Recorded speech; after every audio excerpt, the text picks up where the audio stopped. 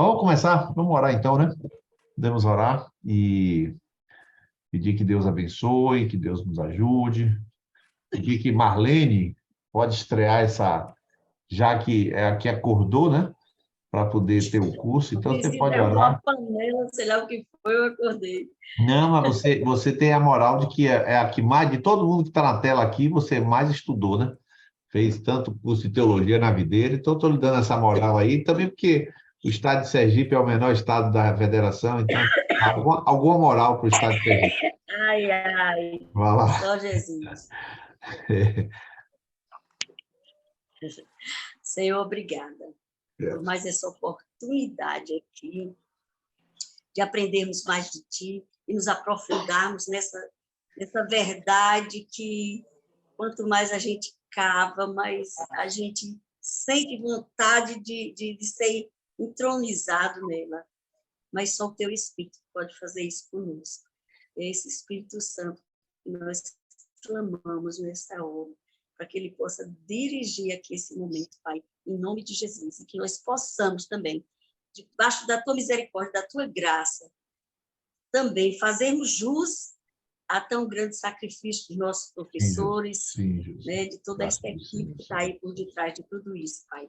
Em nome de Jesus, nós te agradecemos e clamamos por esse momento. Amém.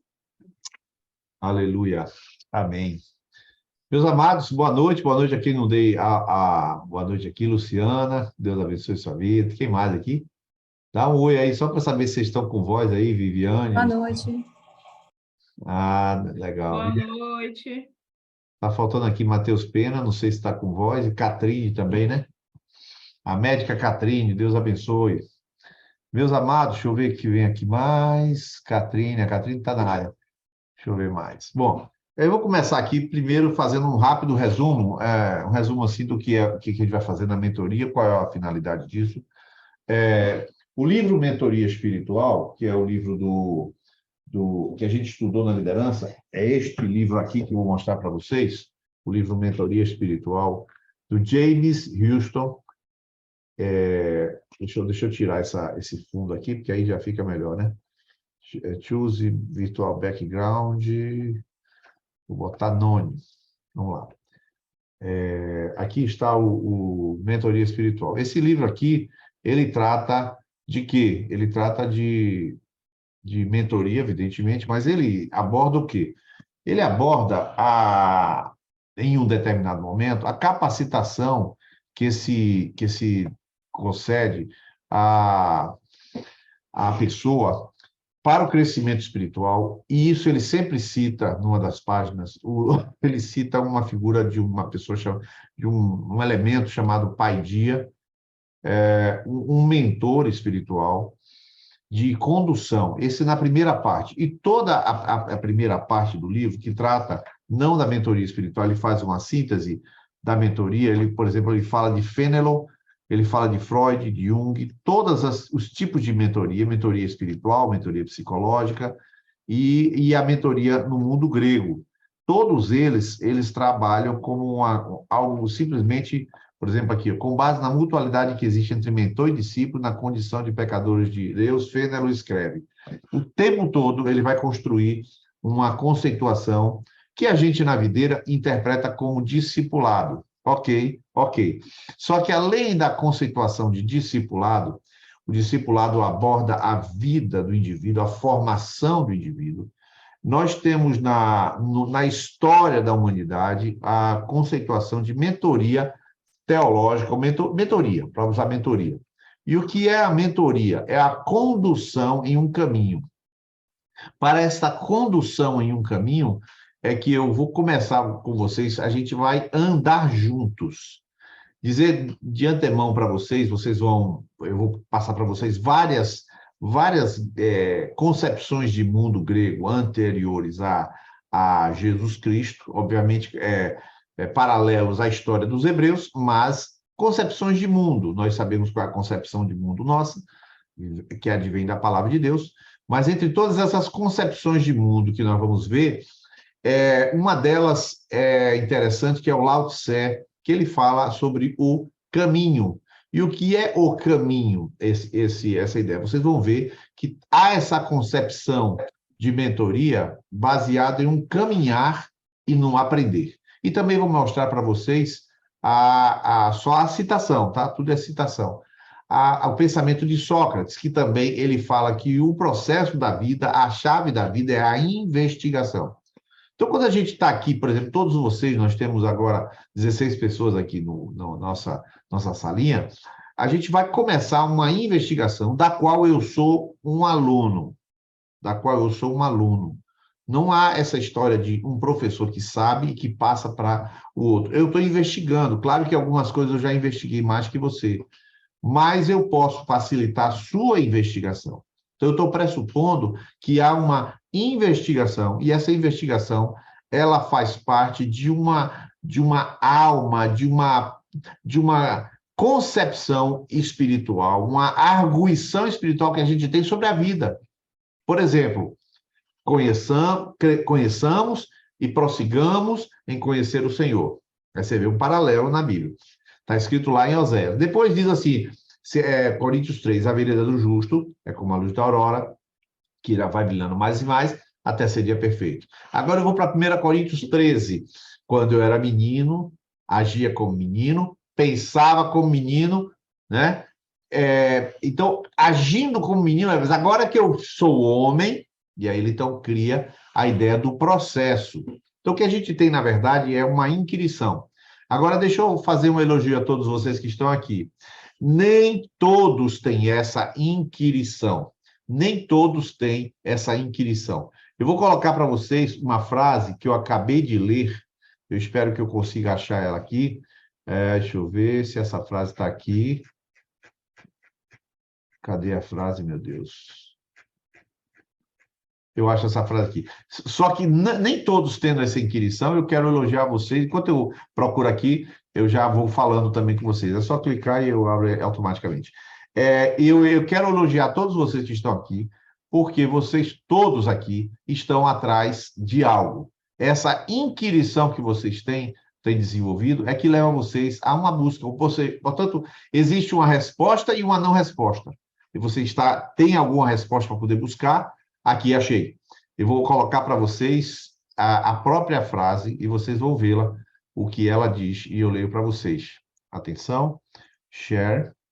Deixa eu ver, está aqui, tá. Vou botar o share aqui, ó, que coisa fantástica essa frase. Aqui. Eis a frase. Ter fé é acreditar naquilo que você não vê. A recompensa para essa fé é ver aquilo em que você acredita. Santo Agostinho de Hipona. Os inquiridores, que são esses que estão aqui, estão buscando alguma coisa. Eu estou buscando, nós estamos inquirindo alguma coisa. E por inquirir, a gente terminará enxergando, mas o fato de inquirir já é uma grande virtude, talvez a maior virtude de um filósofo. Seja essa do inquirir, e a segunda é a honestidade. São as duas virtudes de uma pessoa que vai buscar. Então, o que eu quero elogiar a todos vocês e dizer? Nós todos estamos perguntando.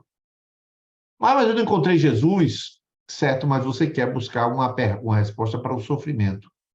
Você está perguntando por que cristãos variam na sua convicção.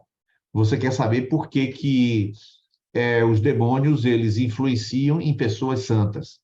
Você está perguntando por que o crescimento do conhecimento mundial não se traduziu em paz, em prosperidade, felicidade e relações melhores. Seja o que for, nós estamos aqui nessa base. Todos aqui estamos inquirindo. Eu estou inquirindo. Fernanda está aqui atrás,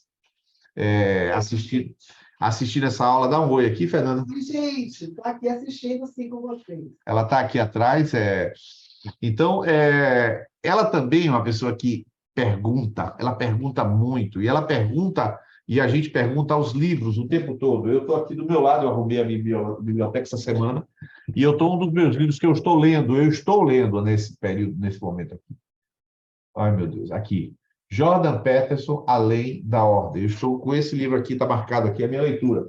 Então, não há como eu parar de ler e parar de inquirir. Então, se todos vocês estão aqui inquirindo, não estão aqui atrás de um diploma, estão atrás de, não de respostas, estão atrás de perguntas.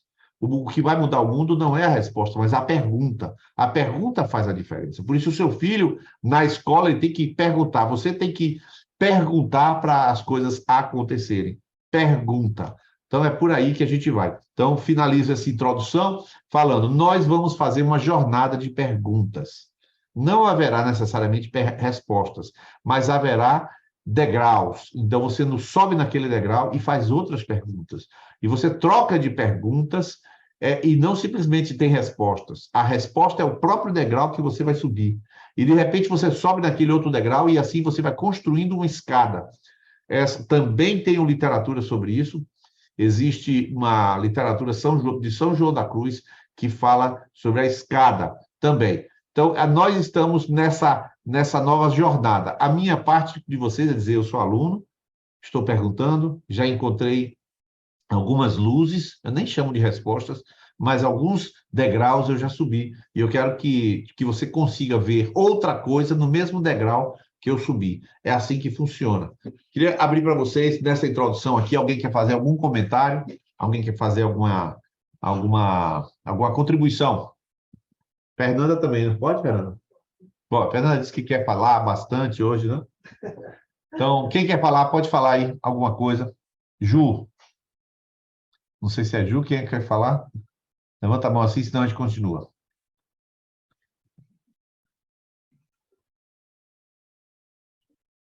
Então, vamos lá. Eu vou começar com vocês com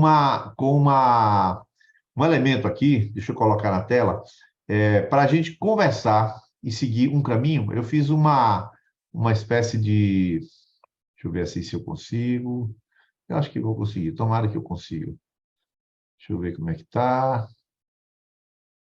Deixa eu ver assim, deixa eu ver se aqui está. Deixa eu ver se aqui está melhor. Espera um pouquinho. Assim. Está aparecendo aí, pessoal?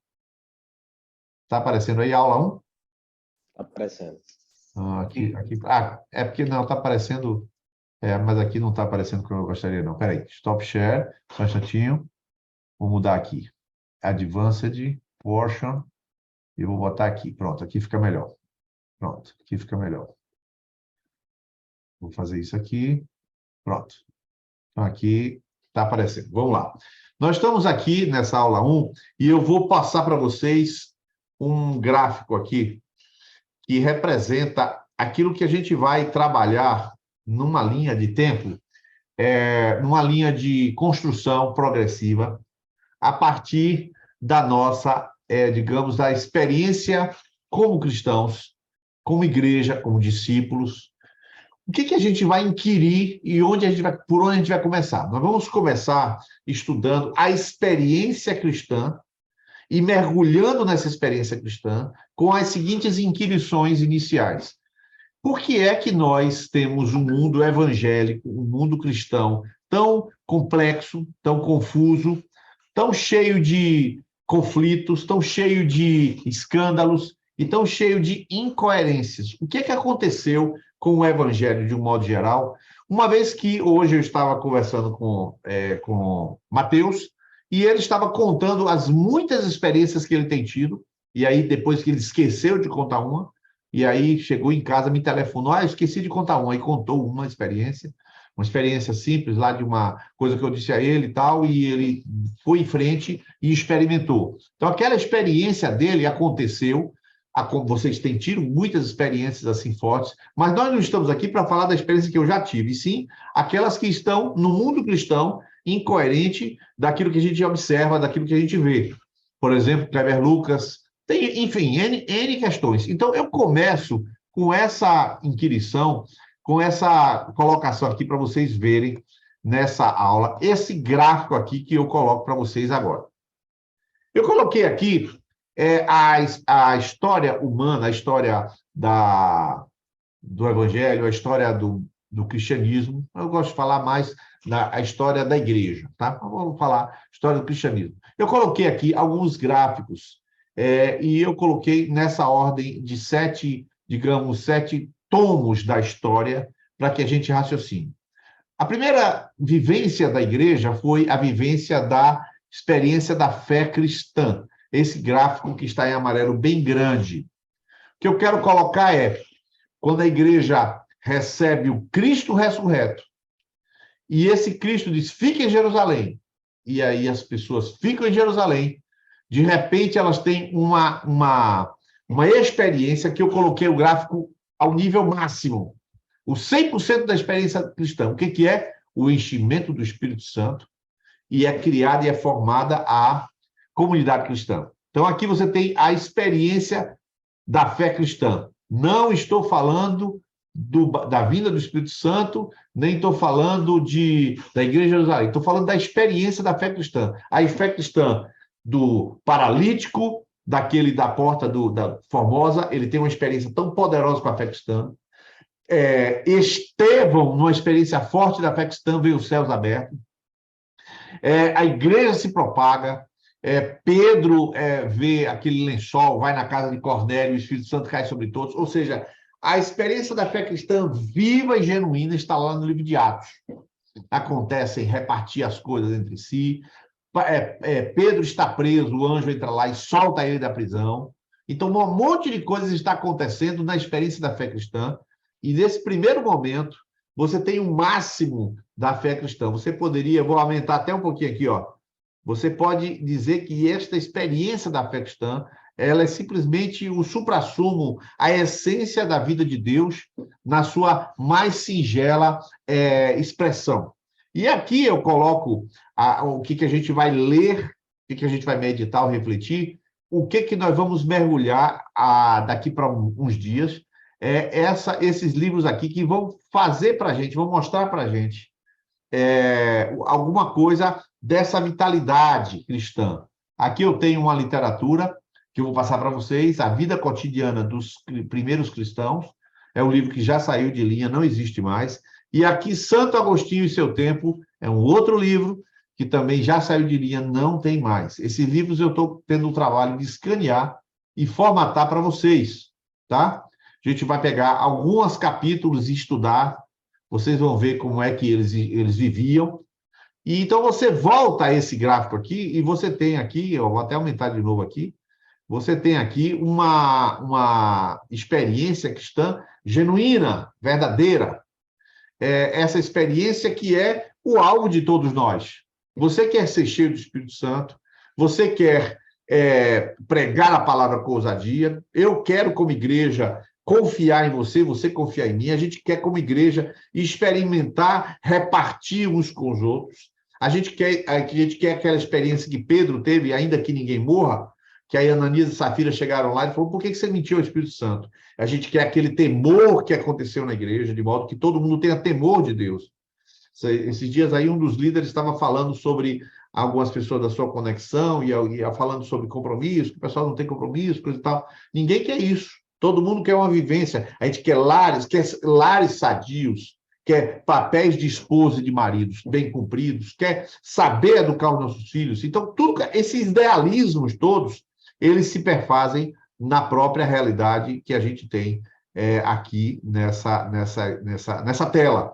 A experiência cristã, no seu ideal, no seu projeto de Deus, naquilo que Deus quis, é isso que a gente quer, né? Basicamente isso. Até aí, tá tranquilo, pessoal? Não tem dificuldade nenhuma, né? Alguma dificuldade? Alguém quer tirar uma dúvida? Não, né? Tá tudo tranquilo, né? Todo mundo quer isso. Bom, é o ponto de partida. Ocorre que no primeiro momento em que você tem aqui, a gente vai estudar o que é isso tudo que eles viveram. A gente tem aqui o primeiro momento, que é a prova da fé, e aqui está uma gravura dos mártires, dos tempos dos mártires. Ora, o que acontece com o tempo dos mártires? É que no início desse movimento, nesse momento, você tem uma evasão na igreja. A gente coloca essa gravura e imagina que muita gente morreu. Pessoal, não esqueçam de duas coisas que aconteceram naquele tempo. A primeira coisa que aconteceu é que as pessoas fugiam e largavam parentes, casas, largavam tudo. Não existia emprego, as pessoas eram, né, uma economia agropastoril, então, ou eram artesãos, então as pessoas simplesmente largavam as coisas e iam embora. Tanto que... Hein? Pode falar. É tanto que Jesus falou o seguinte, como é que ele falou? Vocês, em verdade, vos digo que vocês não percorrerão todas as cidades da Judéia antes que venha vir o Filho do Homem. Ele disse, quando forem perseguidos de uma cidade, fujam para outra. Foi isso que ele falou. Quando forem perseguidos de uma cidade, fujam para outra. Ele disse para fugir. E por que Jesus disse para fugir? Porque vocês vão fugir da perseguição? Não, porque a perseguição viria expulsar os cristãos e levá-los a pregar. Ou seja, tirá-los de uma zona qualquer. E o motivo não era eu estou com medo e fujo. Não, eu fujo para eu pregar em outro canto, é para eu estar em outro canto. Então, aí surgiu essa evasão de cristãos, mas uma boa parte desses cristãos, uma parte morreu, outra parte evadiu e outra parte apostatou. Então, eu coloquei aqui esse gráfico para você mostrar que quando a perseguição veio, olha o gráfico aqui, quando a perseguição veio, há uma queda nesse nível de espiritualidade, nesse nível de verdade, nesse nível de presença, e essa queda é prova de fé. Muita gente espanou. Deixa eu te dar dados que a gente também vai ver, também vai estudar, também vai ler, mas eu estou querendo colocar de forma gráfica, para você enxergar. Quando houve perseguição e saíram da igreja algumas pessoas, e não foram poucas, surgiu uma questão chamada dos donatistas. O que é isso? Donato, um bispo do norte da África, ele falou na cidade de Hipona, Cartago, na verdade, ele declarou que todos os apóstatas, ou seja, aqueles que na hora que o Império Romano chegou para perseguir, eles apostataram, ou seja, não sigo, eu sigo os deuses, eu creio nos deuses e tal. Ele dizia, no coração dizia, eu continuo sendo de Jesus, mas eu vou me preservar, porque afinal de contas é uma testemunha de Jesus a mais, então eu vou me preservar. Esse blá blá blá, essa conversa mole. Ele apostatou da fé. E então, quando eles quiseram voltar para a igreja, o presbítero Donato se levantou e disse: eles não podem voltar, a não ser que eles se rebatizem, porque eles apostataram e, portanto, aquele batismo não tem valor mais. Irmãos, isso foi na época de Agostinho, então, no século IV. Então, começou uma querela pesada, da querela chamada dos donatistas, ou seja, acabou a perseguição e Donato fala: todos os apóstolos estão fora da igreja e vão para o inferno. E aí a querela começou e a confusão. Então, por que isso? Porque o volume de pessoas que apostatou não foi pequeno. O volume de pessoas que abandonou aqui, ó, que abandonou a sua fé, ó, estava aqui, ó, nível de compromisso, de expressão de fé, de vitalidade, eles realmente, uma boa parte deles abandonou a fé. E então houve, além da perseguição, houve espalhamento de cristãos, mas também houve muita confusão decorrente da perseguição. A perseguição gerou esse número de apóstatas e aí a divisão na igreja. O camarada volta para a igreja e pela primeira vez na história, quando entra na igreja, os que estão dentro da igreja estão olhando eles atravessados, dizendo: aquele foi apóstata, aquele foi apóstata, aquele foi apóstata, aquele não participa da ceia. Aí, o que acontece? A igreja baixa um decreto, que é para aceitar todo mundo, e expulsa o presbítero donatista. Aí o Donato pega todas as igrejas que pensavam como ele e se afasta daquela igreja, e tem uma grande divisão na cristandade. Então, não foi uma coisa simples, não foi uma coisa sem importância. Levou livros e livros da parte de Agostinho de Hipona, discussões e mais discussões de Agostinho de Hipona, não foi brincadeira. Então, até aí a gente tem que houve uma queda, houve uma redução da expressividade da eclesiástica, aquele grande avivamento já não era tanto avivamento, a perseguição trouxe danos, rachaduras, e houve uma degeneração na profundidade da espiritualidade da igreja. Até aqui está tudo bem, pessoal? Vocês querem fazer algum comentário? Querem fazer algum comentário? Essa divisão entre as igrejas por conta dos donatistas e a remoção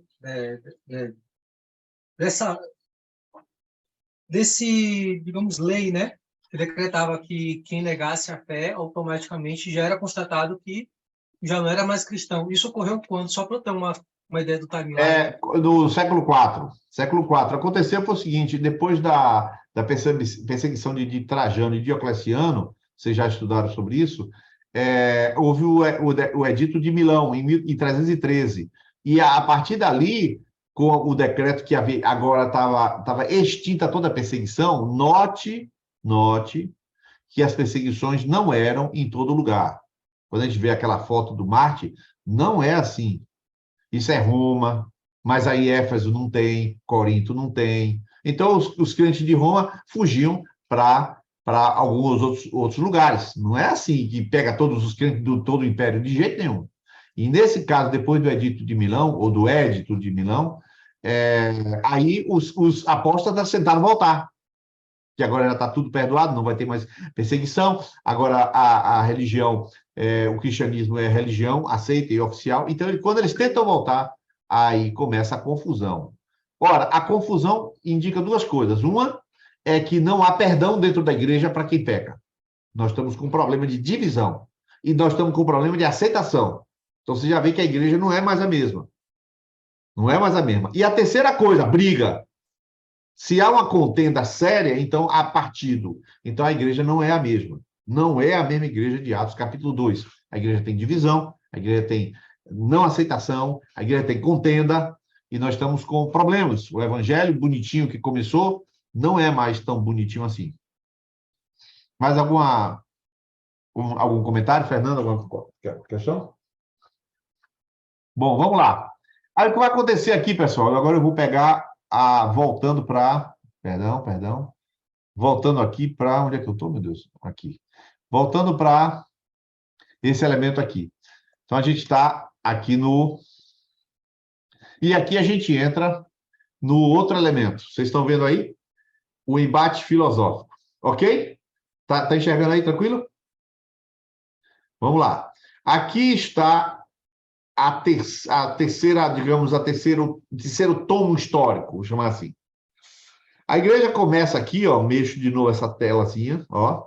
A igreja começa muito bem. Depois das primeiras partes da perseguição, existe divisão, existe apostasia, existe uma série de situações, mas começa aqui a acontecer o embate filosófico. Embate filosófico. O que é esse embate filosófico? Pessoal, hoje, antes de eu continuar aqui, hoje, Fernanda, agora quando terminamos de jantar, Fernanda falou assim, eu não gosto dessa besteira de Dia Internacional da Mulher.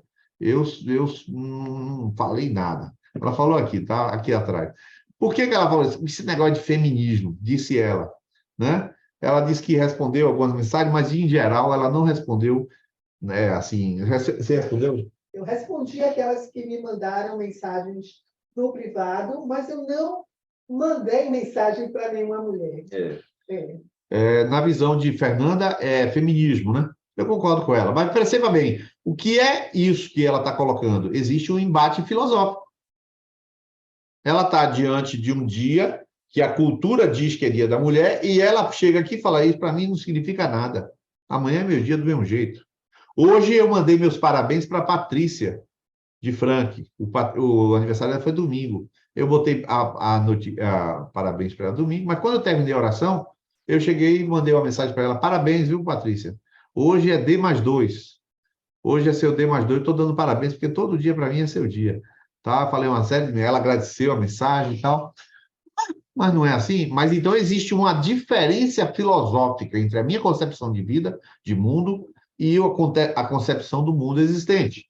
Então, voltando aqui ao que eu falei, aqui nós temos, nesse embate filosófico, uma série de formas de conceber, olha só, de conceber o mundo. Vou começar com a de Tales de Mileto. Tales de Mileto, eu vou passar rápido, tá, pessoal? Não vou ficar levantando querela sobre nada aqui. O Tales de Mileto, grego, é evidente que acho que era ano 400, aí eu esqueci a data. Esqueci de botar aqui também. Ele concebe a criação do mundo como o elemento essencial sendo água. Ele raciocina, pensa, e está aí o fluxograma do pensamento dele. Qual a matéria básica do cosmos? Aí ele raciocina. Ela deve ser algo a partir do qual tudo possa ser formado, ser essencial à vida, ela deve ser capaz de se mover e ela deve ser capaz de se mudar. Portanto, o mundo é composto de água. É uma conclusão dele. Essa conceituação foi validada durante certo tempo e agora, do outro lado do mundo, a outra concepção de vida, que eu citei aqui no início, que é a concepção de Lao Tse, acerca do Tao. Essa aqui já é na China, e aqui eu coloco um gráfico que mostra, digamos, o fluxograma de pensamento do Tao. O Tao está aqui em cima, é o caminho. Ele até diz assim, o taoísmo, né? O Tao, como caminho, diz assim, quem consegue descrever o Tao é porque não entendeu o Tao. O Tao é indescritível porque ele é eterno. Então, o que ele fala? O Tao é a fonte de toda existência, o Tao é a raiz de todas as coisas visíveis e invisíveis, o Tao é atingido por meio da não ação. Ué, mas vamos lá. A vida solitária de meditação e reflexão, vivendo em paz, simplicidade e tranquilidade, agindo em harmonia com a natureza e agindo ponderadamente, não por impulso. Bom, vamos lá. Agindo em harmonia com a natureza, você já começa a ver que isto aqui tem um certo resíduo na nossa filosofia de vida atual. Tem um resíduozinho, né? Ixi, peraí. Aqui a gente tem... portanto, o Lao, o Tao, melhor dizendo, do Lao Tse, é uma concepção sobre a existência humana, sobre a vida, sobre o universo, e você se encaixa dessa maneira. Pitágoras já é diferente, também filosofia existente, e essa muito mais próxima, o Lao Tse era na China, mas aqui Pitágoras, a ideia que ele tem da vida, a ideia, ele diz, tudo no universo se conforma às regras e relações matemáticas. Se compreendermos o número das relações matemáticas, compreendemos também a estrutura do cosmos. A matemática é um modelo de pensamento filosófico.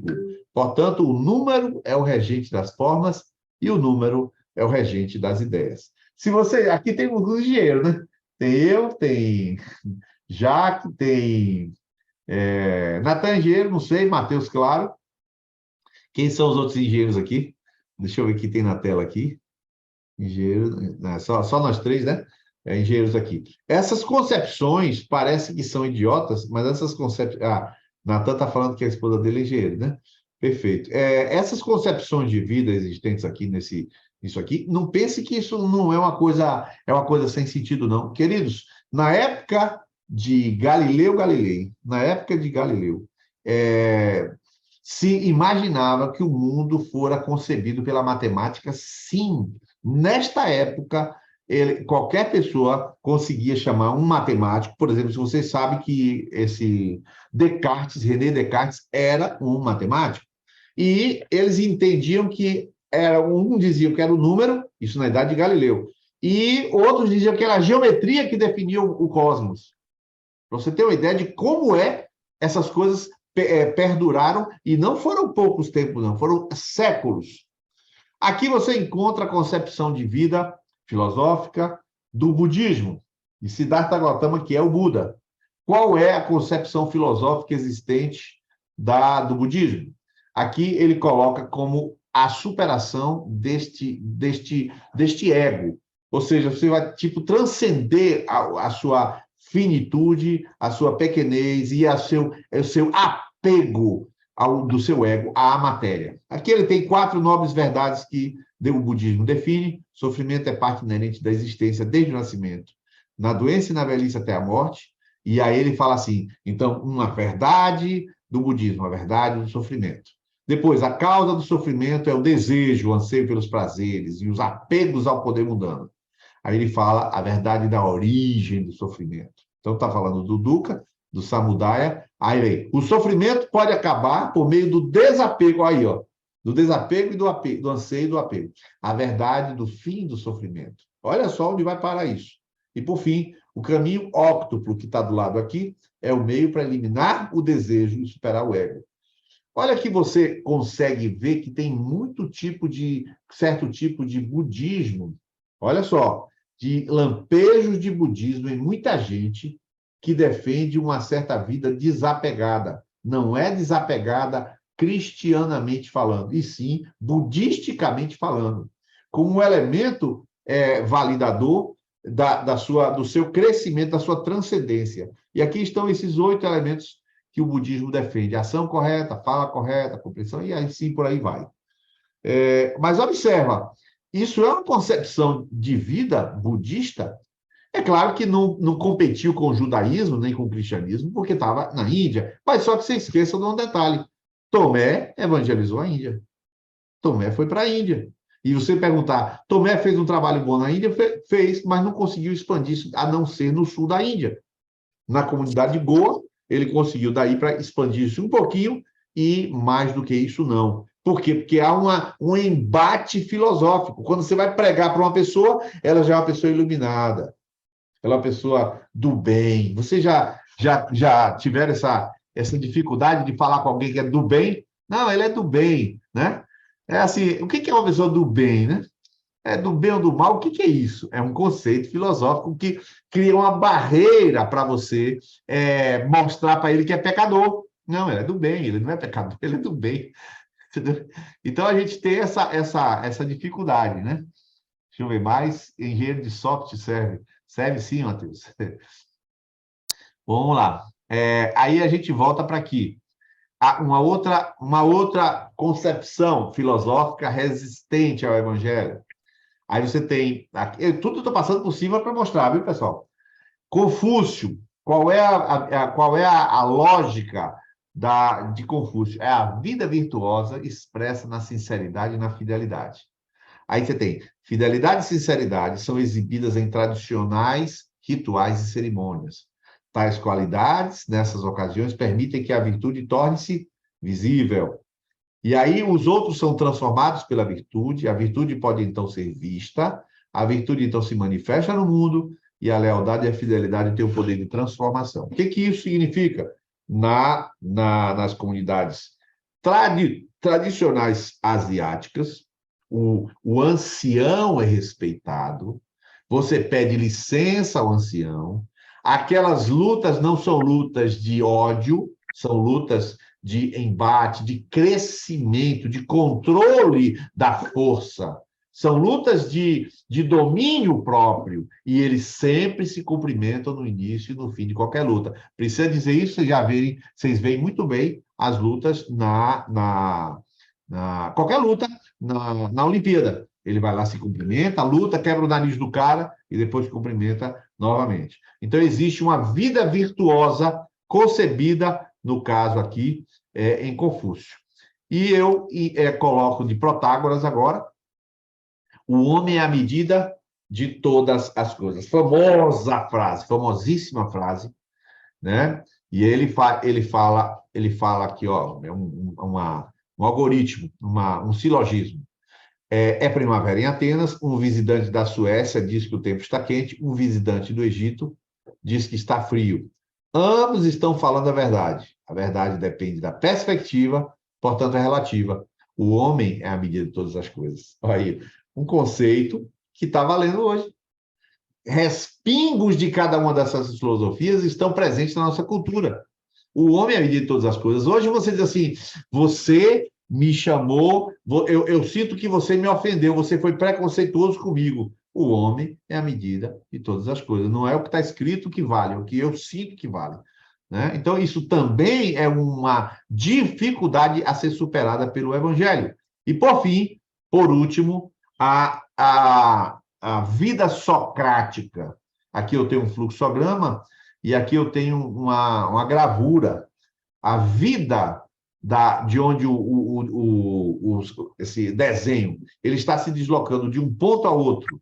Ele sai de um ponto, né, sem nenhuma cor, sem nenhuma luz, sem nenhuma vida, e ele está entrando onde tem sol, onde tem cores, onde tem vida. Porque isso, ele sai da vida irrefletida para a vida refletida, é a frase de Sócrates. E aí esse fluxograma dele diz assim: a única vida que vale a pena viver é a vida virtuosa. Eu só posso viver uma vida virtuosa se eu souber o que é bom e mal.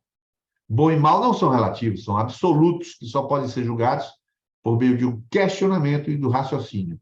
Dessa forma, a moralidade e o conhecimento estão ligados e, portanto, uma vida inquestionada é uma vida de ignorância sem moralidade. A vida irrefletida não vale a pena ser vivida. Ou seja, o método socrático não é tanto um método de descobrir, mas um método de investigar. E na investigação, ele vai avançando na descoberta daquilo que se compreende.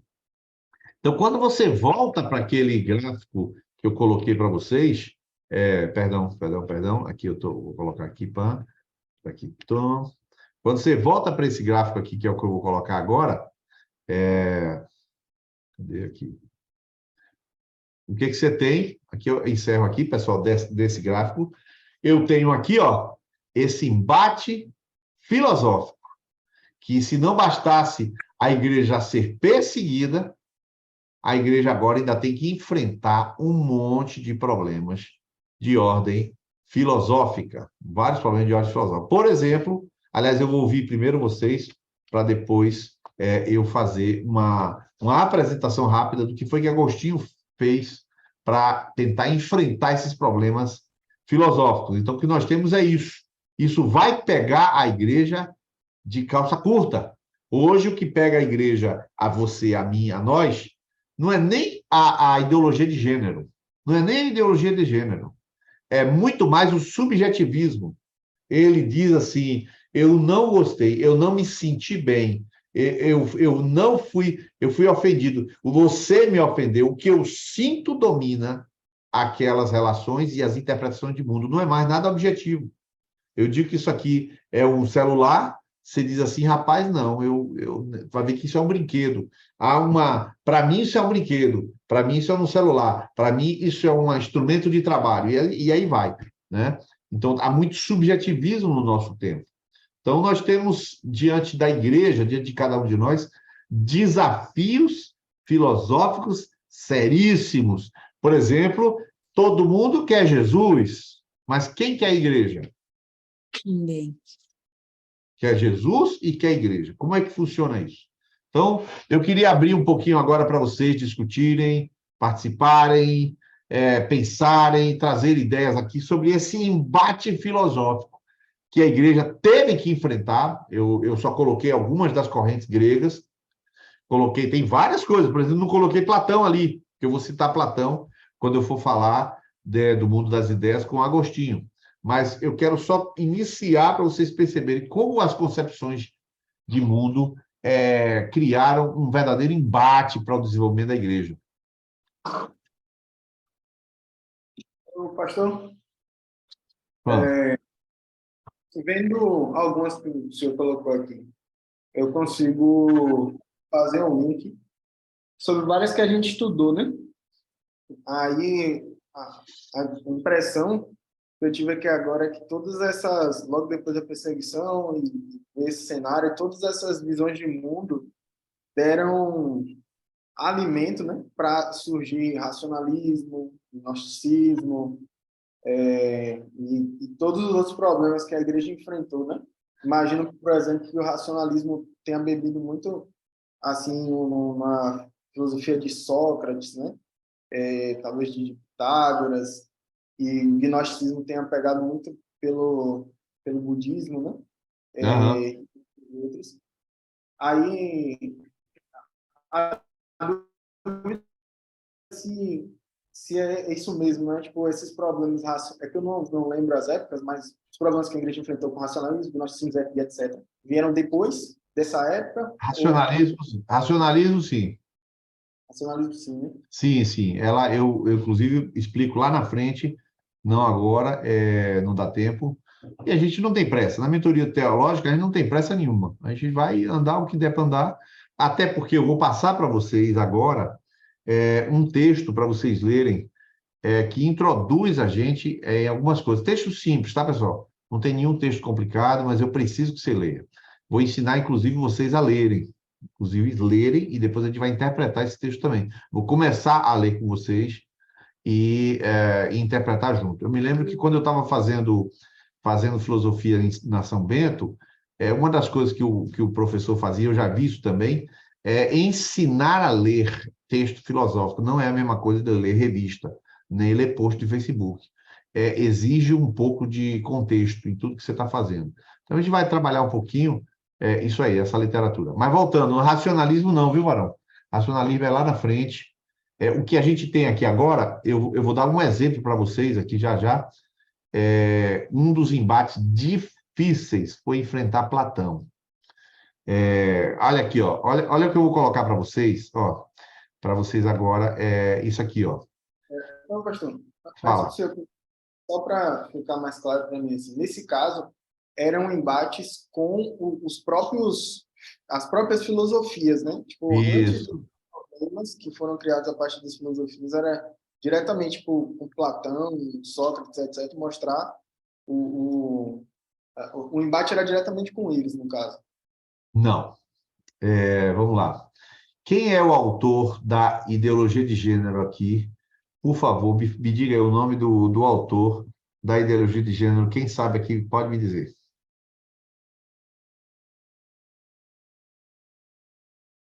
Quem é o autor da proposta me diga o nome de uma mulher, bem assim, clara. Hoje é Dia Internacional da Mulher, me diga o nome de uma mulher que é fator determinante de influência na liberação sexual da mulher, no feminismo. Diga o nome de uma mulher super importante no feminismo. Pronto.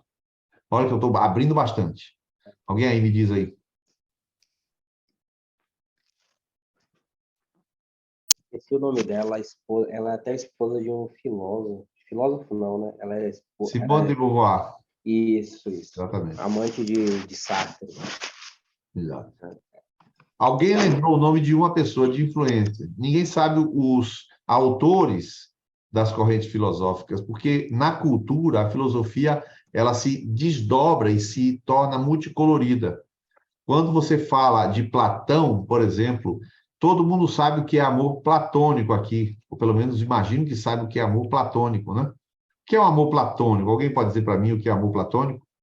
Não estou queimando ninguém, não. Se não souber, também não tem problema nenhum, porque vocês não sabiam sobre a mulher, o nome dela também. Alguém sabe o que é amor platônico? Amor platônico é aquele que está só aqui no mundo das ideias. Uhum. Só aqui no pensamento, no sentimento. O outro nem sabe nada que está acontecendo. Está acontecendo só aqui. Você ama o objeto que está na sua mente e não a pessoa exata, né? Pois é só essa definição de amor platônico que você deu, que é a definição da cultura. O amor platônico é a pessoa, eu amo demais alguém, a fulano de tal, e ele está sabendo, não, mas eu amo tanto, ele é um ser maravilhoso, mas a pessoa ama, ela não ama a pessoa real, ele ama a ideia que faz da pessoa. Só que essa ideia de amor platônico também está errada. Ele não diz isso, não é assim que Platão definia o amor, mas porque da ideia de Platão para a cultura corrente de amor platônico já mudou. Então, à medida que vai entrando, por exemplo, Sulamit Firestone, quando ela defende a pedofilia, ela defende abertamente no seu livro que os pais devem transar com os filhos. Então, não tem problema nenhum isso aí. Aliás, isso é um exercício de treinamento da sexualidade da criança. Quando ela defende abertamente isso, você não ficou sabendo que ela defendeu isso. Então, ela fez apenas parte de uma outra corrente que estava defendendo a liberação sexual, só que não a pedofilia, só que ela defendeu a pedofilia. Então, ela corroborou, ela colaborou, mas ela não permitiu, ela não conseguiu, ela sozinha, transformar a cultura para virar uma cultura pedófila. Mas ela compõe o tecido cultural. Então, nesse tecido cultural, nós temos uma complexidade gigantesca, e aí entra o que Matheus Pena perguntou. O embate era com o próprio Platão? Claro que não. Platão viveu 350 anos antes de Cristo. Mas você vê o poder de um homem. Ele lançou as suas ideias. Qual é a ideia básica de Platão? A ideia básica de Platão é que digamos, a filosofia, que chama-se de teoria das ideias. Na teoria das ideias, existe a ideia e existe a mente. A mente precisa pensar a ideia, então tem ideia, mente e matéria. Quando existe uma ideia ou um ideal, esse ideal, a mente vai pensar e vai transformar em realidade. A mente é que pega a ideia e transforma em matéria. Então, existe uma mente superior ou ideias superiores e que a mente humana precisa captar para transformar em matéria. Exemplo, a cadeira. Já existe a ideia de sentar, a mente pega a ideia de sentar e transforma em cadeira. E assim você vai imaginando, por exemplo, livro, eu tenho a ideia de levar conhecimento para alguém, então eu crio um livro para levar o conhecimento para alguém, eu escrevo. Então, a ideia de Platão é essa. A ideia de Platão é que existe um mundo de ideias captado pela mente. Então, o que vem? A igreja. A igreja vai ter que enfrentar esses conceitos gregos, essas complexidades gregas que estão na mente de todo mundo quando você vai começar a pregar evangelho. Então, como é que se você prega evangelho e o cara diz assim, não, eu tenho Jesus. Todo dia eu falo com ele. E aí você fala o quê? Não, você não tem Jesus. Tenho sim. Você quer falar para mim que... Vai lá, Mateus. Você quer falar para mim que eu não tenho Jesus? Quem é você para dizer que eu não tenho Jesus? Não, você não tem Jesus. Se você tivesse Jesus, você não pecava. Aí ela fala, não existe pecado. Acabou a discussão. Então você vê que o enfrentamento que a igreja vai ter com a cultura é porque já existem ideias na cultura definidas sobre pecado, sobre mundo, sobre certo, sobre errado. A minha verdade e a sua verdade. Tem isso aí na nossa cultura. Eu tenho a minha verdade, você tem a sua verdade, a gente pode conviver bem, cada um com a sua verdade. Então, você vê que isso são elementos de cultura que você não sabe nem quem trouxe. Agora, é claro, quem estuda filosofia sabe que tem a ver com Heidegger. Mas não importa quem é, se é Heidegger ou se não é, está aí. Então, quando a igreja vai enfrentar, ela vai enfrentar problemas sérios e difíceis de dobrar. Ideologia de gênero, perdão falar, pênis e vagina é fácil. Isso é fácil. É biologia, pô. É anatomia. O problema não é esse. O problema é eu me sinto mulher. Aí como é que você vai tirar isso? Então eu dei a ele o direito de ele ser o que ele sente, então deixou de ser biologia para ser o que eu sinto é o que eu sou. Imagine a complexidade de você dobrar um pensamento como esse. Então, o que vocês têm a dizer mais aí? Entendi. Obrigado. Fernanda, falar um pouquinho? Não, muito bom. Fernanda não quer falar. Ela está aqui só por causa do professor. Eu vou te contar, viu? Já já ela vai beijar o professor. O Nietzsche e aquilo que ele defendia seria o ápice dessa destruição do homem em si mesmo, né? Que quer justificar a vida por ele, pelo próprio homem, né? Negando toda e qualquer ética, moral, preceito cristão, filosofia. Seria isso? Seria o ápice? Na verdade, o Nietzsche, ele é o pai da nossa, digamos, o pai filosófico dos nossos tempos atuais. Lamentavelmente, o Nietzsche, ele é o primeiro filósofo a romper com... Ele às vezes nem é chamado de filósofo, não sei se vocês estão sabendo disso. Nietzsche não chega nem a ser um filósofo, ele é um filósofo do comportamento. Niles Alexandre, eu estava conversando com ele, ele fala assim, ele não é o filósofo das grandes questões, ele é o filósofo do ser humano. Ele pensa o ser humano, não pensa a vida, a existência, nada disso. Ele simplesmente fala, o ser humano nada mais é do que desejo de poder. Como é que ele sabe disso? Então ele dá um chute de que o ser humano é isso. Então ele com isso, ele foi criando silogismos que a galera começou a gostar desse silogismo. Mas, você falou se ele era o ápice. Eu não digo que ele é o ápice, ele é uma introdução para um novo tempo de pensar. Né? Lembrando que ele era filho de pastor, e ele fez seminário teológico. E quando foi se consagrar pastor, ele desistiu e se tornou o que ele se tornou. Ele queria ter um caso, ele, uma mulher e outro homem, que era um amigo dele, esqueci o nome do cara, e eles viveram um triângulo amoroso durante um tempo, morando numa casa lá na Suíça. Até que o cara pegou a mulher e foi embora, deixou ele lá sozinho, pronto. Daí ele começou a escrever, que ele começa a falar que toda aquela desilusão dele produziu valores, produziu ideias, uma ebulição interna que deu para ele escrever, ou seja, a angústia dele deu criatividade a ele. Imagina você, todo mundo bebe da angústia de Nietzsche e acha legal. Imagina o espírito que estão bebendo, né? Quem mais quer comentar alguma coisa?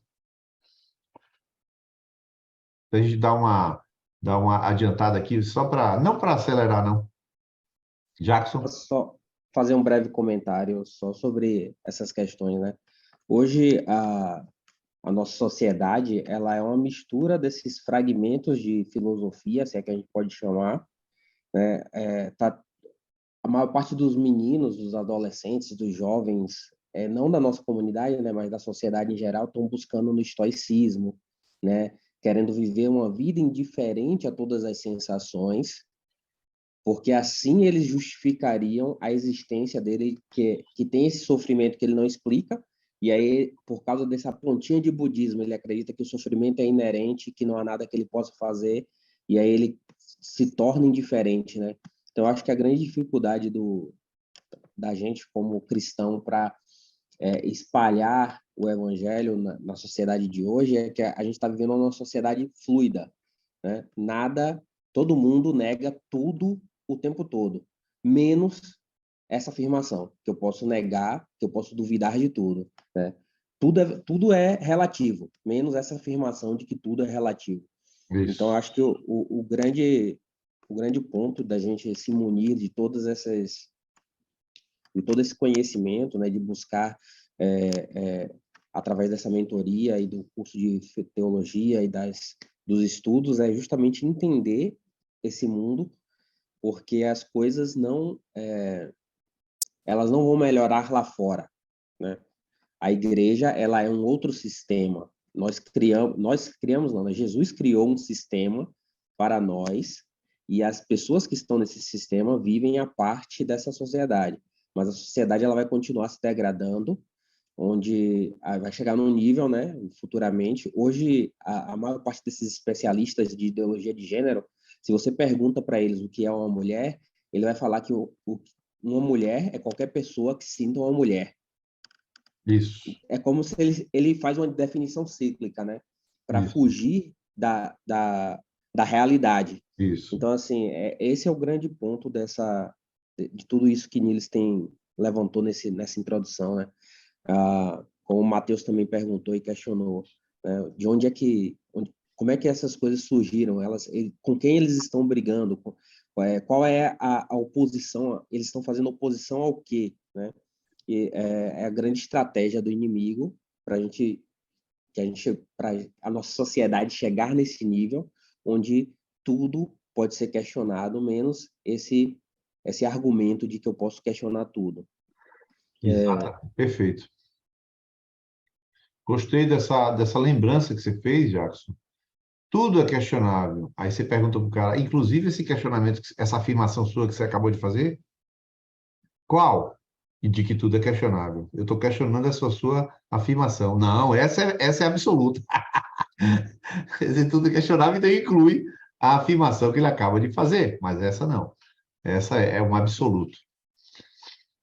São ideias, conceitos que se tem. Agora, eu quero ouvir mais alguém, se não for falar, vou fazer uma conjectura. Niels, acaba que essa sua fala aí, Ed Jackson, me lembrou uma situação que eu estou passando na escola, né? Porque ainda, de certa forma, eles querem que a gente aceite, de qualquer forma, a maneira com que eles pensam, né? Isso. Eles ainda não querem que, quando a gente vai fazer as colocações, quando a gente vai se impor, né? Eles querem colocar a gente na mesma situação que eles, com o mesmo pensamento, que a gente aceite tudo que eles estão falando, né? Essa é a parte mais complicada desse mundo que a gente está hoje, assim. E Murilo até fala que a gente está no céu, a gente está vivendo num lugar tão bom, numa situação tão boa, diante de tantas situações que a gente tem visto aí ao nosso redor, né? Não, a verdade, querida, que você observa, né? Nós estamos aqui conversando e raciocinando. Eu não vou ensinar filosofia, não vou dar aula de filosofia, nem se preocupem. Eu vou filosofar junto com vocês. Vocês vão aprender filosofia fazendo filosofia. Você entende? Ou seja, o que é filosofar? Filosofar é aprender a pensar com lógica, com argumento contra argumento, com silogismos, com coerência, com fundamentação, aprender a questionar o mundo. Quem não questiona o mundo não filosofa. Não é questionar Deus, não é questionar o questionamento, é questionar o mundo. Por exemplo, Ana chega a falar assim, quer dizer que então eu tenho que aceitar que vocês estão impondo. Que engraçado. Quer dizer que vocês dizem que cada pessoa pode ser o que ela sente que é. Quer dizer, eu tenho direito de dizer eu sou menina. Mas você me impõe o teu conceito de menina. Não entendi agora. Então, você está exigindo de mim, mas, ao mesmo tempo, na hora que eu vou exigir, você não aceita que eu exija. Não estou entendendo. Então, que tipo de aceitação é essa que eu tenho? Não, eu tenho o meu mundo e o meu mundo eu não vou aceitar interferência. Porque você está querendo entrar no meu mundo e eu não entro no seu. Então, 0 a 0. Eu não entro no seu, aceito, mas eu também não vou admitir esse tipo de... Então, essas lógicas a gente vai ter que enfrentar. E, no caso aqui, só para usar um pensamento aqui, que eu disse a vocês que eu ia mostrar, a gente viveu como pensamento geral, deixa eu ver onde é que está. Está aqui. Está aqui. Olha só aqui. Nós temos aqui a seguinte situação, aqui, vocês estão vendo na tela, o Império de Alexandre o Grande. Eu vou passar apenas 2 projeções e mostrar aqui o Império de Alexandre o Grande, ou seja, o Império Grego. Eu não sei se na tela aí está aparecendo uma mãozinha. Não sei se está aparecendo uma mãozinha. Tá, né? Então, pronto. Aqui está o Império Grego, aqui a Grécia, a Caia, aí que é a Grécia, aí vem a Ilíria, aí ele passa por toda a Turquia, vai até o Egito e desce tudo isso aqui. Aqui é a Armênia. Então, o Alexandre o Grande, ele expande o seu império de uma maneira absurda, desde o... Protec, não vou atender. Desde o ano 323 até a anexação, como diz aqui, até o ano 147. Coloca, portanto, aqui, e aí eu vou falar, está na tela, você pode ler aí, o essencial do Império de Alexandre o Grande é a difusão da cultura grega. Qual é a ideia seguinte? Nós temos uma cultura superior, nós temos arte superior, nós temos cultura superior, nós temos um helenismo, uma estrutura política superior, nós temos uma polis, nós temos uma democracia, então nós temos uma filosofia superior. Então, o que eu vou fazer? Eu vou expandir isso para todo o mundo. Então, diz ele que vai expandir para todo o mundo. Então, o que vai acontecer aqui agora? Oh, meu Deus, eu mexi aqui. Então, é justamente na cultura helenística que vai surgir a expansão de tudo aquilo que é grego. A cultura helenística resultou na fusão da cultura grega com a cultura oriental promovida pelo Império Macedônico com Alexandre Magno. A Grécia já não era mais o centro cultural do mundo, os principais centros aí passam a ser assim, ou seja, aquilo que era grego se tornou mundial. E aí, quando a igreja vai se expandindo, ela enfrenta justamente aquelas filosofias que estavam reclusas na Grécia, mas que agora estavam espalhadas no mundo todo. Como, por exemplo, você hoje você aceita Jesus como Salvador e entra na sua casa nova e você liga, tem Netflix, e Netflix tem um filme dos Estados Unidos. A cultura ocidental americana invadiu a sua casa, querendo você estando na Tailândia ou você estando em Moçambique. É mais ou menos a mesma coisa. Então, aquela cultura, o modo de vida, você sabe que os filmes americanos quase não tem casal feliz. Quase não tem casal feliz. Hoje, os recentes filmes de Netflix a mulher com a filha, a mulher com o filho. Não tem marido nunca. Em nenhum filme na Netflix. O que é isso? Está transferindo um pensamento cultural de normalidade. A normalidade é essa. Então, assim, imagina a igreja se deparando com isso. Essa semana eu falei com o Frank Ferreira, quando eu estava lá com ele, conversei com o Franklin, e eu falei assim, nós temos um trabalho de casais na Videira que tem quase 100 casais. A gente fez um trabalho agora, 75 casais, não deu para quem quis, ficou um casal de fora. Tem quase 100 casais num trabalho mensal de famílias. A base da Videira são famílias fortes. Irmão, 100 casais, 100 casais são 200 pessoas. Mas 100 casais, imagine somar a influência de filhos, a influência de uma sogra, a influência de um sogro, a influência de um irmão. Soma a quantidade de pessoas em estabilidade. Pensa aí quantas pessoas são. Então, eles são a base, homem e mulher. Aí ele fez, rapaz, é isso mesmo. E a galera não trabalha com manual de casados para sempre, não. Eles sentam lá e vão compartilhar a vida. Ele, rapaz, isso é impressionante. Eu quero que você conheça. Fred Ferreira fica impressionado com tudo isso. Na nossa cultura não é normal. Então, nós estamos fazendo um trabalho de enfrentamento cultural. Só que o que eu quis mostrar para vocês não é o que a videira está fazendo. O que eu quis mostrar para vocês foi isso aqui, ó. O que eu quis mostrar foi isso. Deixa eu ver aqui. Oh, meu Deus, onde é que está? Está aqui. Ai, agora eu me perdi. Peraí. Aqui, eu estou perdido agora. Peraí, então. Aqui. Aqui vocês estão enxergando. Aqui, ó. Voltando aqui, pessoal. Ó. Voltando aqui. Pã. E pá. Aqui. Perdão aí, viu, pessoal? É que essas adaptações têm que ser feitas mesmo. Então, a gente está aqui para fazer as nossas considerações já em direção ao final. A experiência cristã, né? Aí a experiência da perseguição, houve uma queda, houve divisão, apostasia, espalhamento, o embate filosófico. Meu Deus do céu, Platão. Depois veio o embate dogmático. Isso tudo provoca o quê? Uma queda no nível de vitalidade da igreja. Qual é o nosso objetivo no nosso curso? A gente tem que discutir isto daqui, pessoal. A gente tem que discutir isso aqui, aprender isso aqui, discutir isso aqui. Saber exatamente o que é e como é a nossa fé, para poder a gente fazer os enfrentamentos partindo de um nível alto. E esse embate filosófico eu vou colocar aqui para poder o Matheus Pena, ele perguntou. Então, eu vou citar aqui duas falas de Agostinho e fazer uma explicação de Platão versus Agostinho, Agostinho versus Platão.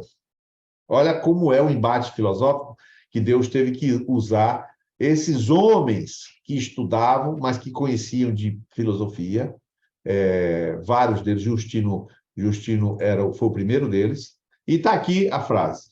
Queria que alguém lesse, Você pode ler aí? Quem pode ler para mim? Eu vou ler. Pode ler. Deus cria as coisas a partir de modelos imutáveis e eternos, que são as ideias divinas. Essas ideias ou razões não existem em um mundo à parte, como afirmava Platão, mas na própria mente ou sabedoria divina, conforme o testemunho da Bíblia. Agora eu passo aqui, e a segunda expressão de Agostinho, pode ler? Pode ler. Que a mesma sabedoria divina, por quem foram criadas todas as coisas, conhecia aquelas primeiras, divinas, imutáveis e eternas razões de todas as coisas antes de serem criadas. A Sagrada Escritura dá este testemunho. No princípio era o Verbo, e o Verbo estava junto de Deus, e o Verbo era Deus. Todas as coisas foram feitas pelo Verbo, e sem ele nada foi feito. Quem seria tão nécio a ponto de afirmar que Deus criou as coisas sem conhecê-las? E se as conheceu, onde as conheceu, se não em si mesmo, junto a quem estava o Verbo pelo qual tudo foi feito? Claro que lendo assim, pessoal, a gente pode se complicar um pouco, mas agora eu vou passar para vocês a explicação. Ele vai enfrentar Platão, que diz o mundo das ideias, a mente e as coisas criadas. Então, ele quando vai pregar, alguém pergunta assim, mas você está falando que Deus criou todas as coisas? Não, as coisas foram criadas por uma mente superior. E como é que o Evangelho vai enfrentar isso se nunca pensou sobre isso? Aí ele vem aqui e eu falo aqui para vocês. Apesar das várias semelhanças entre o pensamento de Agostinho e de Platão, é possível perceber claramente algumas diferenças fundamentais entre as teorias do conhecimento. Embora Platão e Agostinho concordem significa falam, né? Eles não viveram juntos para concordar. Embora Platão e Agostinho concordem que o conhecimento humano seja encontrado apenas no interior da alma e não seja adquirido através dos sentidos, suas posições se distanciam com relação à teoria da reminiscência. Eu não vou explicar agora, você vai dar confusão. Enquanto Platão considera que o conhecimento é uma recordação das ideias, o verdadeiro ser, que a alma humana contemplou no mundo inteligível e foi armazenado em sua memória antes de ser aprisionada no corpo físico e esquecê-las, para Agostinho, o conhecimento não pode ser adquirido de forma autônoma pelo homem, não sendo um conteúdo que esteja disponível em nossa memória, mas sim percebido no momento em que Deus torna nosso intelecto capaz de ver algumas verdades eternas. O que é isso? Platão considera que existe uma espécie de memória não identificada na gente, e essa memória não identificada na gente é que é a chamada mundo das ideias. Por isso que ele fala da teoria da reminiscência. E aí Agostinho vai dizer, não, o sujeito não conhece nada a não ser que Deus revele. Então ele está dizendo exatamente a mesma coisa, mas diferente, e ele está aplicando uma teoria em cima de Platão. Quando as pessoas dizem, não, já existe uma ideia, umas ideias de fundamento, umas ideias do universo, ideias da criação. Não, senhor. Aí vem Agostinho e diz, para Agostinho, o conhecimento se fundamenta na iluminação divina, e revelação. De acordo com essa doutrina agostiniana, é imprescindível que as verdades eternas sejam iluminadas por uma luz sobrenatural que provém de Deus, para que a nossa alma possa vê-las e adquirir conhecimento. Ou seja, eu não consigo estar nesse mundo das ideias platônicas, a não ser que Deus me traga revelação. Esta luz divina atuaria a cada instante, tornando o intelecto humano capaz de pensar corretamente nesse processo, assim como no caso da visão corporal, onde a luz natural não é vista, mas apenas vistos os objetos iluminados. Mas também no caso da visão noética, visão da alma, a luz sobrenatural não é vista, mas apenas são vistas as verdades que são por ela iluminadas. O que eu quero mostrar para vocês do que eu acabo de colocar na tela? Você vê, o texto em si parece bastante complicado, mas na hora que eu explico, vocês começam a perceber que o embate foi complexo. Ele chega para pregar e aí diz assim, Deus criou, o verbo se fez carne e habitou entre nós. Aí o budista fala, novidade nenhuma. Aqui em nosso mundo sempre os antigos encarnam novamente e os deuses sempre encarnam entre nós. Já estamos com um problema. Isso aconteceu com um missionário chamado Humberto da OM, que saltou na Índia e foi pregar o evangelho na porta de um templo hindu. E foi falar de Jesus, ele quem é o Filho de Deus? Aqui tem muito Filho de Deus, aqui na Índia tem uma montanha. Por quê? Porque ele encontra o problema filosófico e religioso, a cosmogonia, a cosmovisão, melhor dizendo, naquele ambiente cultural. E Platão, qual é? Não, Deus criou, né? Como é que diz? O verbo se fez... como é? No princípio era o verbo estava com Deus, todas as coisas foram feitas por ele, e sem ele nada que foi feito se fez. Aí Platão diz, mas para ele fazer, ele teve que ter uma ideia, porque é a ideia que cria todas as coisas. Aí Agostinho, a igreja, fala o quê? A igreja fala o quê? Não, as ideias são o próprio Deus, porque ele é a fonte de todo saber. Ele é o Logos que cria todas as coisas. Agora imagina você conseguir elaborar uma coisa que nunca foi pensada. Então, quando a igreja vai pregar, ela se defronta com coisas que nunca pensou e não tem livro para falar. Não tem livro para tratar dessas coisas. Então, você vê como é complexo naquele primeiro momento em que a igreja já foi perseguida e agora naquele segundo momento em que a igreja está enfrentando gnosticismo. Vocês estudaram gnosticismo. Em vez de Deus criar o universo, quem criou o universo foram os demiurgos. Então, agora, não é Deus, não, porque Deus é tão santo que não toca na matéria. Por isso, se ele não criou a matéria, ele criou seres que criam a matéria. E aí, como é que responde a isso? Então, você tem esses embates filosóficos que foram tirando da igreja também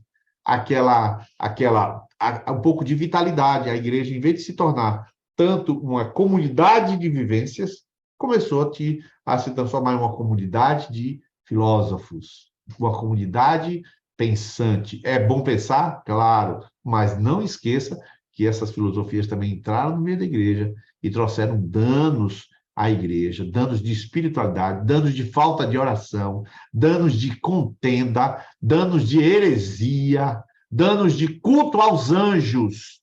Pessoas começaram a receber emanações de anjos para poder mediar o acesso ao divino.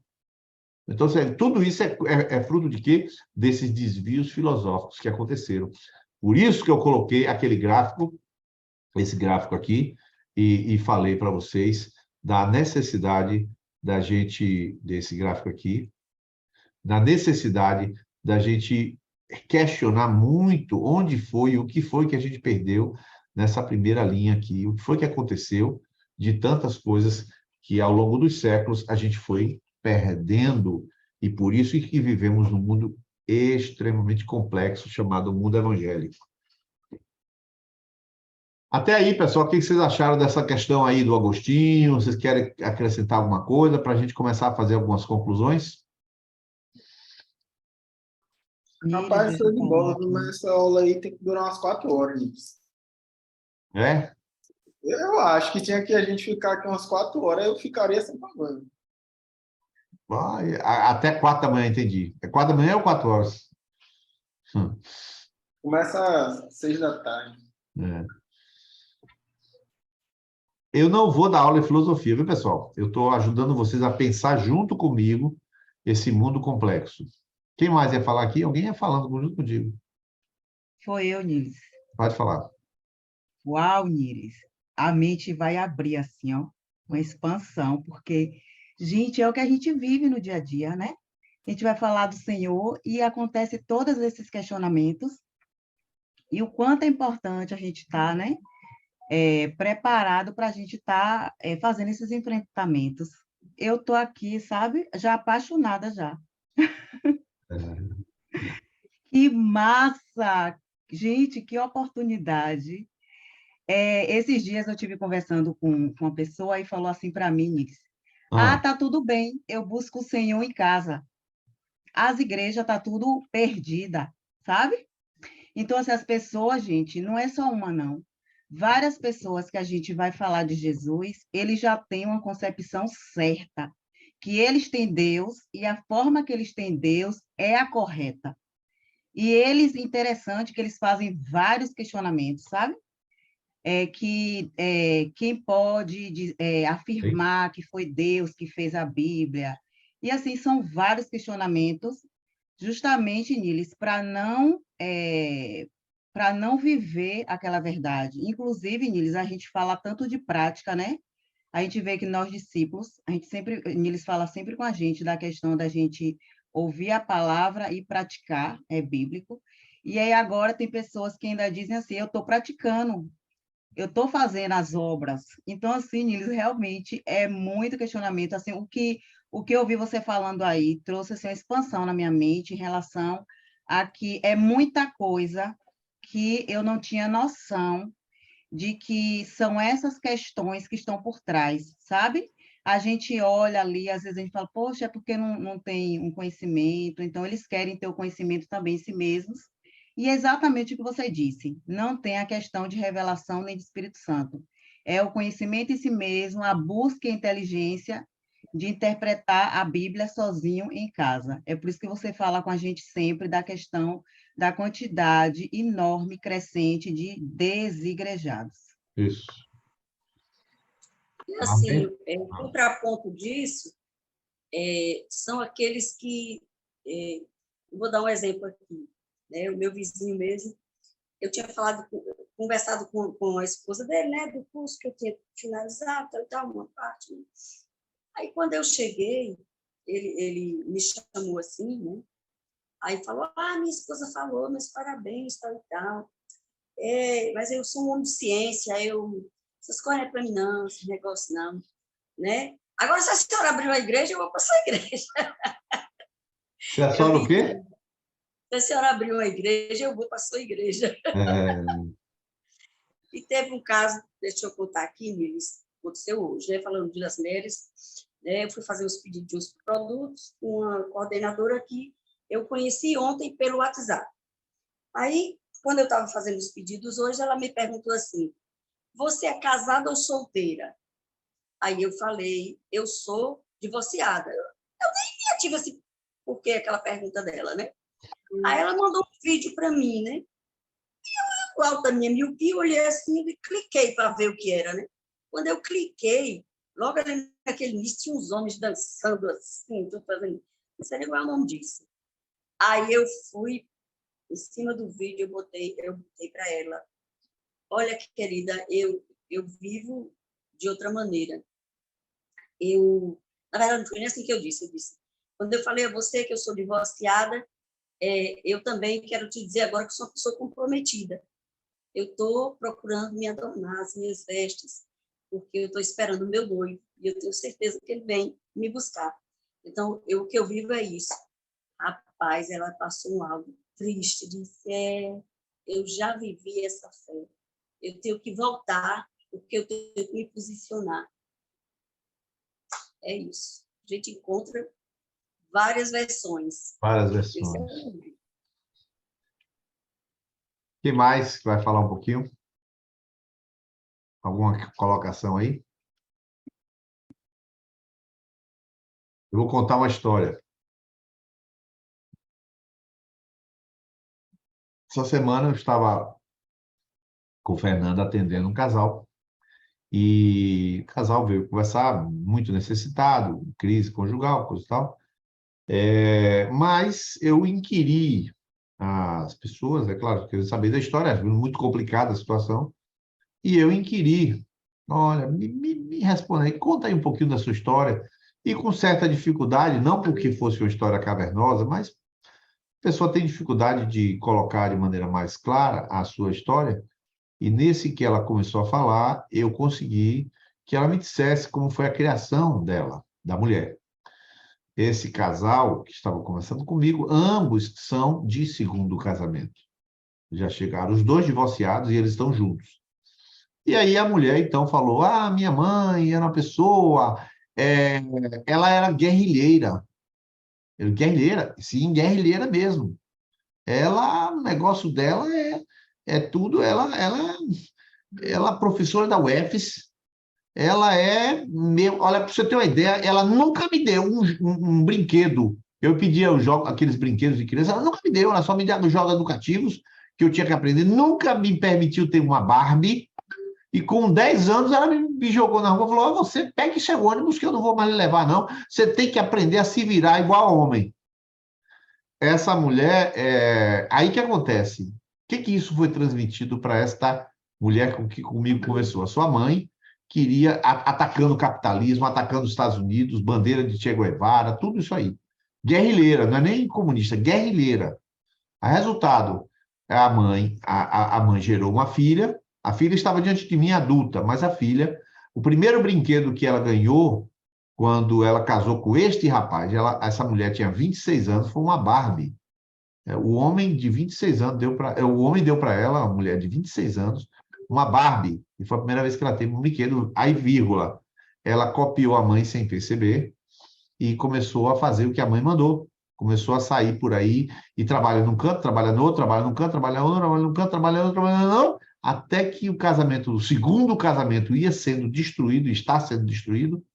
Aí ela assiste uma determinada pessoa, mulher, no YouTube, sei lá onde, no Instagram, dizendo o feminismo retirou das mulheres a verdadeira feminilidade. E aí ela disse, e eu descobri o que eu perdi. E aí eu e Fernanda, com nossos botões, conversando um com o outro, depois que eles foram embora, perdeu também o segundo casamento. Perdeu 2 maridos por conta do feminismo que a guerrilheira mãe dela passou para ela. Ou seja, este feminismo, este combate da mulher é cultural. A igreja, quando vai pregar, enfrenta, e eu enfrentei agora, sábado, na minha casa, a mulher disse, eu sou filha de uma guerrilheira. Então, assim, é muito perto de nós todos esses embates filosóficos, essas realidades da nossa cultura, ok? De modo que eu acho que vale a pena a gente colocar aqui, para você entender, algo que eu coloco agora na tela, só para você perceber, nós não vamos estudar filosofia, vou repetir, não vamos, mas nós vamos fazer isso aqui, ó, fazer uma conceituação subjacente dos conceitos, e aqui eu coloco num dos livros do Etienne Gilson, né? e do Filoteus e Etienne Gilson, Introdução à Filosofia Cristã. Observe bem o que ele está dizendo. Deixa eu desligar esse negócio aqui. Peraí. Desligar, pronto. Fechei aqui, fechei. Introdução ao conceito de filosofia cristã. Olha só que coisa diferente de filosofia cristã para filosofia. Defronta-nos a história com uma série de sistemas filosóficos cujo caráter distintivo provém da fé cristã. Em seu conjunto, estes sistemas formam um grupo bem delimitado e nitidamente distinto de outros grupos de sistema, dos helênicos, dos latinos, dos chineses, dos islamíticos, por exemplo. A despeito de todas as divergências, por vezes notáveis, e até mesmo dos contrastes que nos deparam no seio desse grupo cristão, digamos assim, ele não deixa de constituir-se em um todo fundamentalmente unitário. Ou seja, filosofia cristã é uma só. A este conjunto que compreende os sistemas filosóficos surgidos desde os tempos apostólicos até os nossos dias, dá-se o nome de filosofia cristã. Não é nossa intenção oferecer uma justificação sistemática do conceito de filosofia. Tal. Vamos definir, portanto, ele diz, olha só o que é filosofia cristã. É cristã toda filosofia, olha só, toda filosofia que, criada por cristãos convictos, distingue entre os domínios da ciência e da fé. Ou seja, separa o que é ciência e o que é fé. Demonstra suas proposições com razões, com raciocínio, e, não obstante, vê na revelação cristã um auxílio valioso, até certo ponto mesmo moralmente necessário para a razão. Esta fórmula exige uma explicação. Para facilitá-la, faremos uma distinção entre as propriedades essenciais e as notas características da filosofia cristã. E aí começa. Qual é o primeiro elemento da filosofia cristã? Uma filosofia cristã consta exclusivamente de proposições susceptíveis de demonstração natural. Por exemplo, aquilo que não se demonstra naturalmente, que não dá para provar, que não dá para raciocinar, não vai ser objeto de filosofia cristã.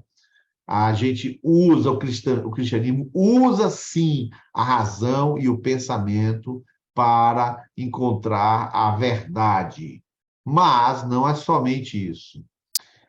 A filosofia cristã jamais irá de encontro às verdades de fé formuladas pela igreja. Olha aqui, essa é a chave que a gente fala agora. A gente filosofa sem perder a fé.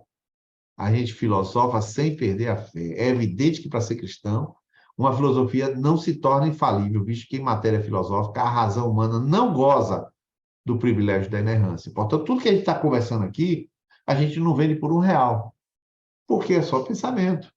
O ideal de uma única filosofia verdadeira é meta que provavelmente jamais alcançaremos na vida terrestre. Ou seja, por mais que a gente pense e que responda, nunca vai ter uma finalização válida.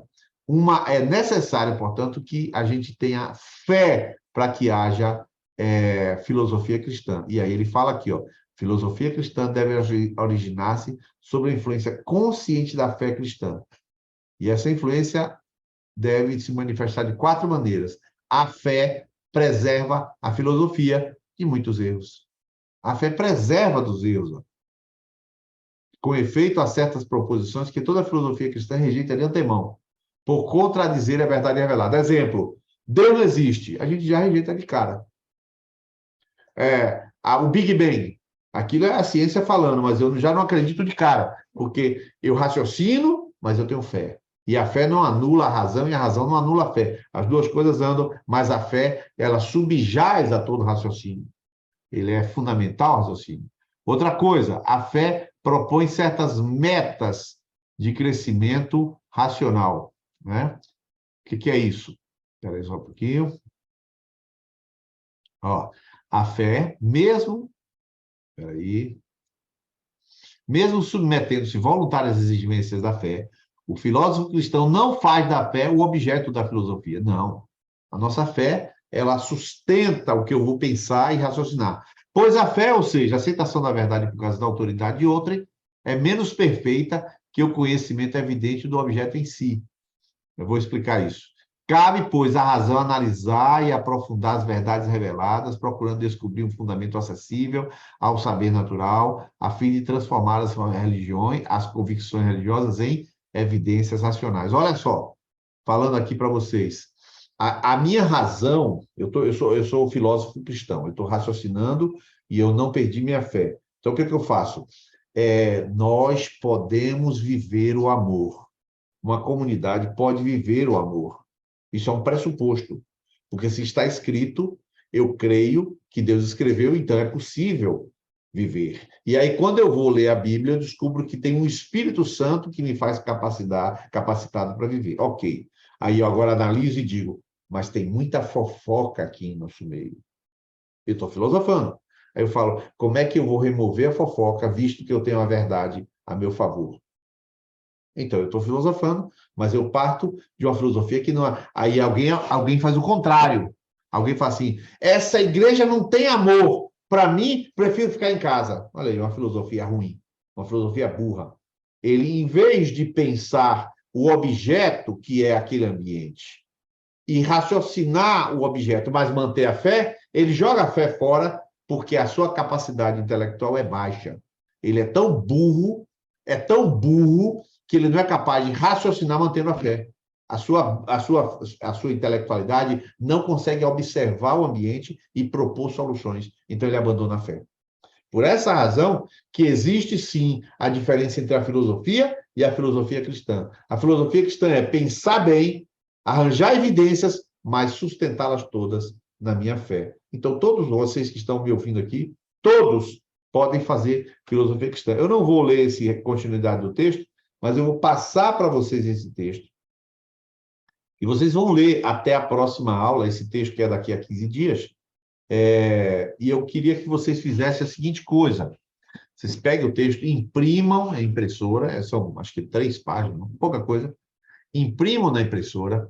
Eu vou dar, inclusive, facilitado para vocês o texto com um pedaço, assim, não fazer a margem ele cobrindo toda a página, mas eu botar um centímetro do lado de cá e 4 centímetros do lado de cá. E aí você tem um texto desalinhado, mas você fica com um pedaço grande para você fazer anotações.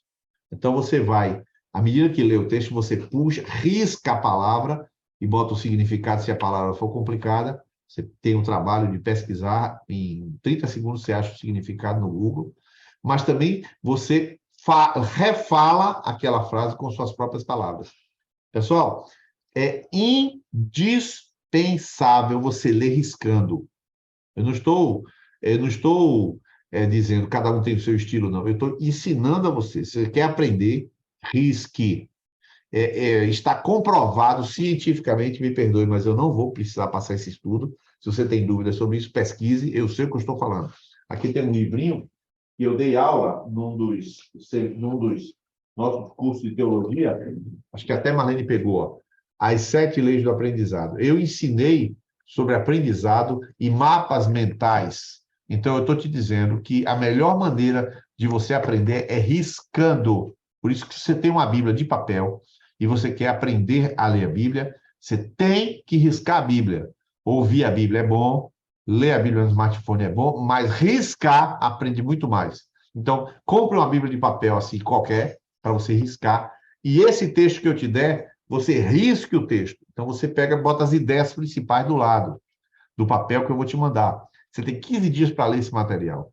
Tanto esse que eu vou te dar de filosofia cristã, é uma introdução, bem pequenininho, e quanto o outro texto que eu vou te dar, que faz uma introdução ao tempo o tempo dos apóstolos, é uma introdução ao período dos apóstolos, que é exatamente aquela primeira linha que eu coloquei, a era da igreja apostólica, a era da igreja ideal, a igreja de Atos, a era da igreja de Atos. Algum desenho daquela igreja, vocês vão ver num texto do seguinte livro, ver se eu tenho ele aqui ainda, esse livro, deixa eu ver, aqui. Deixa eu ver se eu tenho. Aqui, eu vou mostrar para vocês a capa do livro, que eu vou passar para vocês o texto. Ó, aqui. É esse livro aqui. O nome desse livro é Patrística, Caminhos da Tradição Cristã. Esse livro eu já... Isso que eu encontrei na internet. Achou o livro, ó. Mas é descarada essa Alexa. Ai, ai. Ele achou o livro, esse livro que eu acabo de citar. Então, vocês vão ler esse livro, eu vou passar um textozinho para vocês, e aí vocês pegam esse livro, imprimem e risca do lado aquilo que for relevante e as perguntas e observações e os questionamentos. Duvide, preste atenção, duvide do que você lê. Duvide do que você lê, questione. Não é Bíblia, é só para botar o seu pensamento para funcionar. Então, duvide do que você lê, tá? Não acredite como verdade. Nada do que você está lendo, do que eu passar, é verdade. É apenas brainstorming, como a gente vai chamar, né? É uma tempestade de ideias para provocar você a um caminho de aprendizado. E basicamente é isso. Então, para fazer as conclusões aqui, Fernanda pode fazer algumas conclusões? Não, né? Fernanda não está querendo saber da aula, está querendo saber do professor. Ela veio aqui para levar o professor. Mas vamos lá. Vamos fazer algum tipo de consideração final e a gente pode se retirar. 1h40, né? De aula aqui.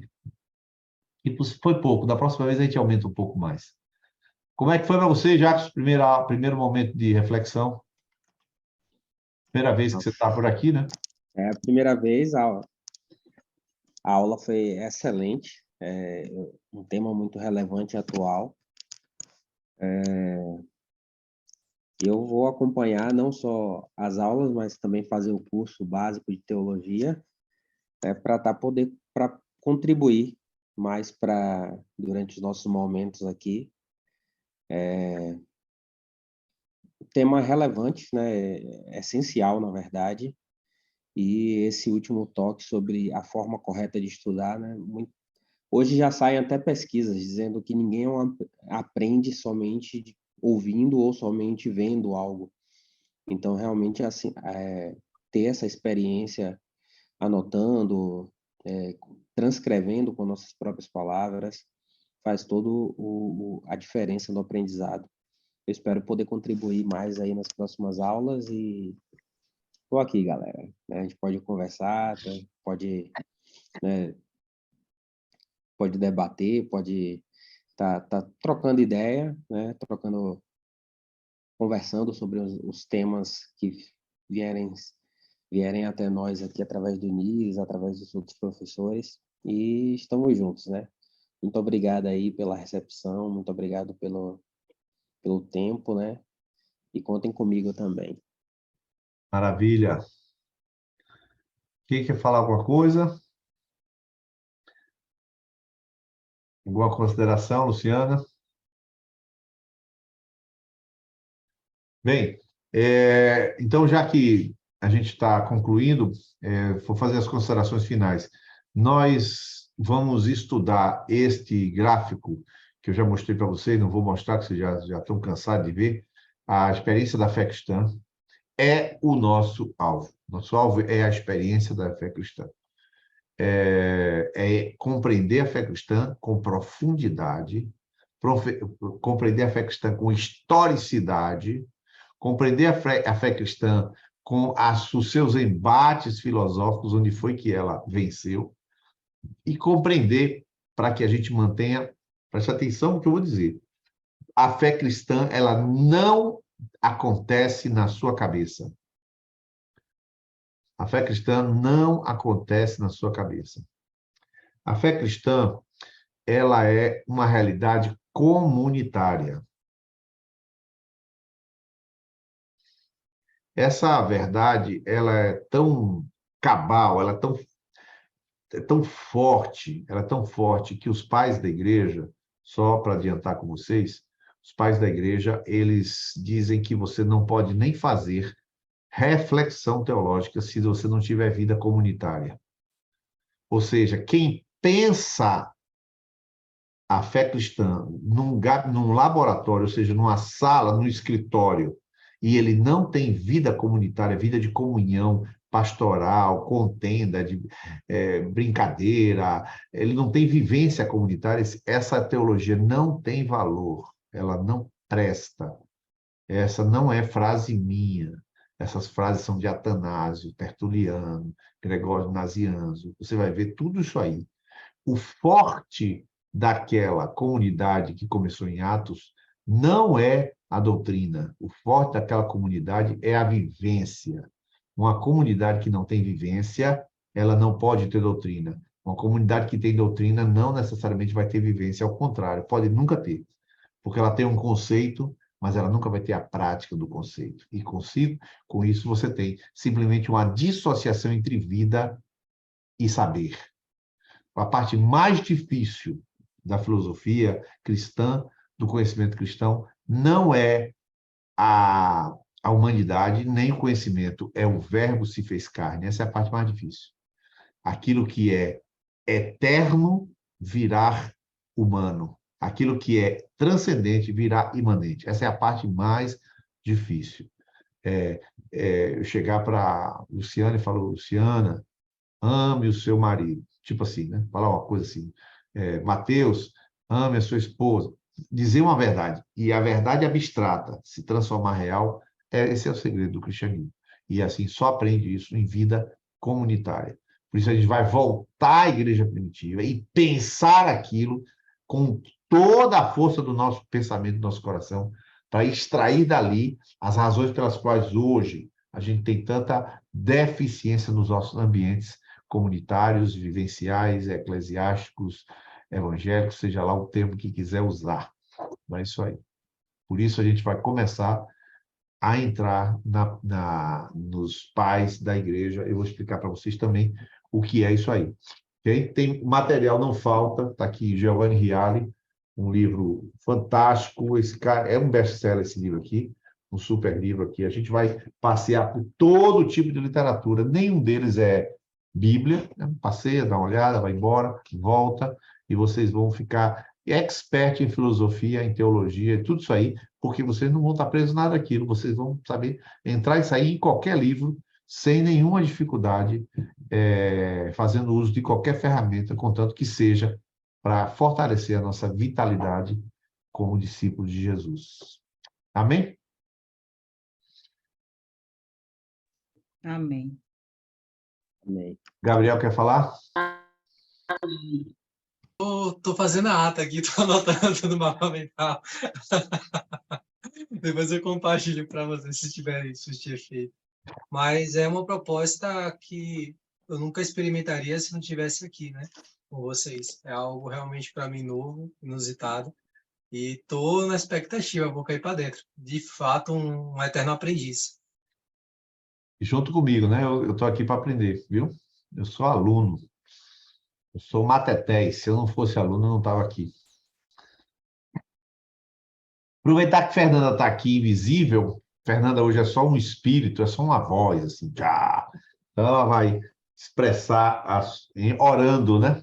Essa voz invisível, a voz sem matéria, essa voz imanente de um corpo não identificado, vai se expressar aqui entre nós. E ela vai orar por nós aqui.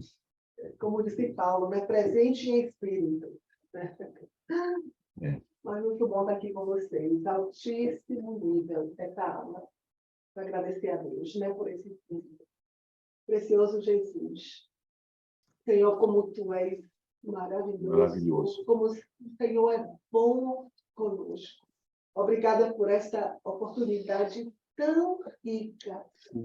Obrigada pela vida de Mires, por todo o depósito que o Senhor tem feito na sua vida e pela graça e sabedoria com que reparte para nós, Senhor.